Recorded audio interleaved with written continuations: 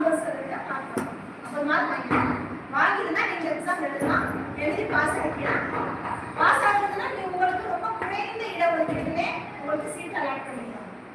அந்த community wise சரியா? அதனால தான் அந்த எக்ஸாம் எழுதுங்க அப்படின்னு சொல்லி. சரி, பாலிடெக்னிக் ஸ்டூடெண்ட்ஸுக்கு அரசாங்கம் ஒரு சலுகை கொடுக்கும், ஃப்ரீயா உங்களுக்கு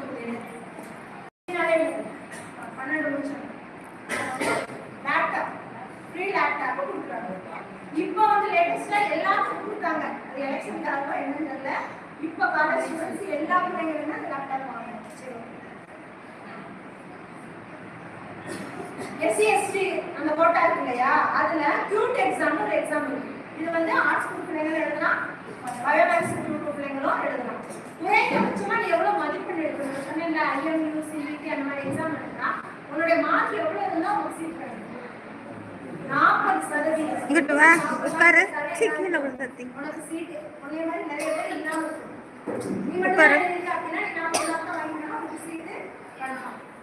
ஜேஇஇ எக்ஸாம் எதுக்காக எழுதணும்? எந்த படிப்பு படிக்கணும்? கல்வி.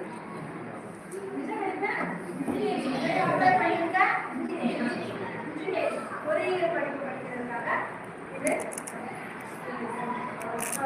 கொஞ்சம் கொஸ்டினா சொல்லிட்டு நிறைய கொஸ்டின் கேட்க சொன்னாங்க. நேரம் இல்லாததுனால நான் கொஞ்சமா முடிச்சேன். இப்போ நம்ம எல்லாரும் ஒரு முடிவு முடியும். ஃபர்ஸ்ட் பேரண்ட்ஸ் நீங்க மட்டும் எழுதுறீங்க, உங்களுக்கு முடியும் புரிஞ்சு அதை நான் சொல்ல சொல்றேன்.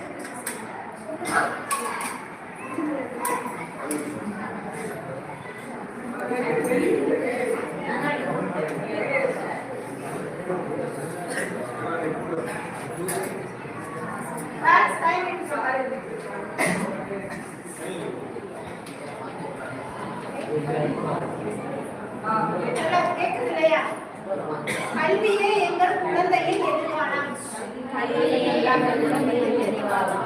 எங்கள் குழந்தையின் கல்வி கனவுகளை, எங்கள் குழந்தைகளின் கல்வி கனவுகளை புரிந்து கொண்டு அவர்களின் திறன்கள், ஆர்வங்கள், இலக்குகளை மதித்து உயர்கல்வி நோக்கி செல்லும் பயணத்தில் அவர்களுக்கு முழுமையான ஆதரவு அளிப்போம். பள்ளிக்கல்வியை உறுதியுடன் முடிக்கவும், சரியான கல்வி பாதையை தேர்வு செய்யவும் வழிகாட்டி ஊக்கமளித்து துணை நிற்போம்.